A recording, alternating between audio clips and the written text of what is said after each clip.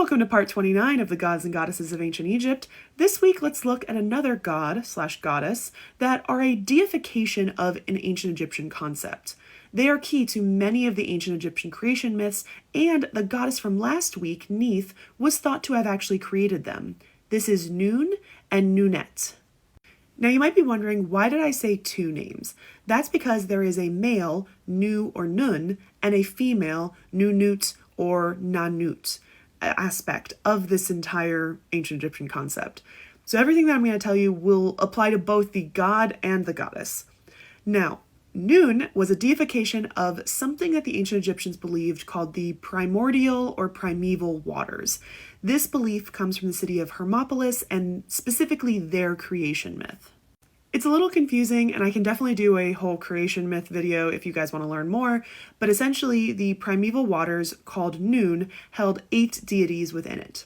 First there was Amun and Amunet, He and Hauhet, Kauket and Kek, and Nun and NunNaunet. So the water and the male version of the god is both called Nun, which is where the confusion comes.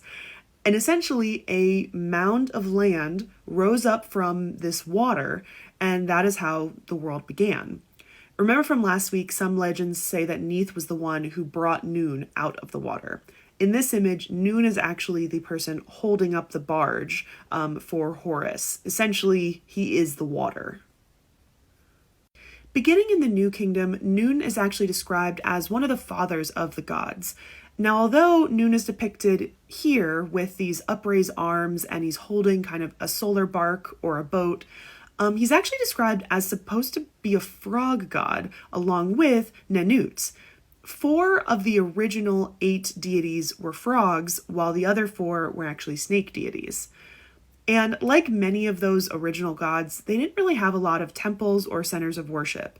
But Nu could be represented by a sacred lake or an underground stream, or just pictured next to other deities on temple walls. Let me know if you want to hear more about the creation story from Hermopolis or any of the other Egyptian creation myths, because there's more than one if you didn't know. But check out the next part where we will talk about one of my favorite gods, the god of writing.